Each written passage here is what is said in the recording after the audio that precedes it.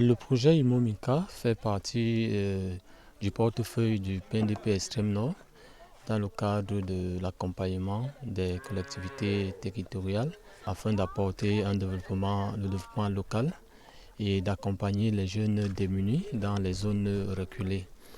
Et cette troisième phase, effectivement, elle a démarré en 2020 et elle est en train de clôturer ses activités.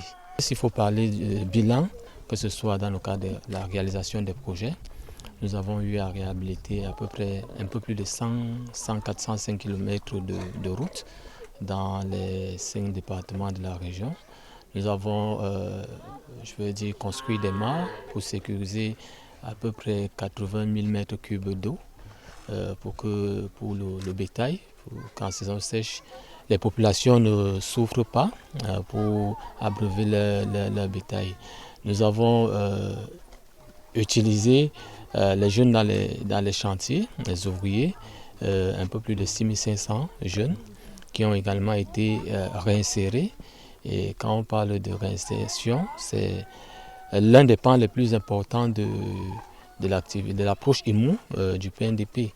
Ce n'est pas seulement que les jeunes travaillent dans les chantiers, mais en fait, après cette phase de chantier, il faut les accompagner. Il faut accompagner les jeunes, il faut les former. Nous avons dans ce sens formé dans plusieurs petits métiers, notamment la couture, la commercialisation des produits de base, l'agriculture, l'élevage. Ce qui fait qu'aujourd'hui, nous avons un peu plus de 6 000, voire 6 500. Tous les jeunes qui ont travaillé dans les chantiers ont été formés et ils sont en train d'être insérés. Nous voulions par exemple 6 500 jeunes cette fois-ci.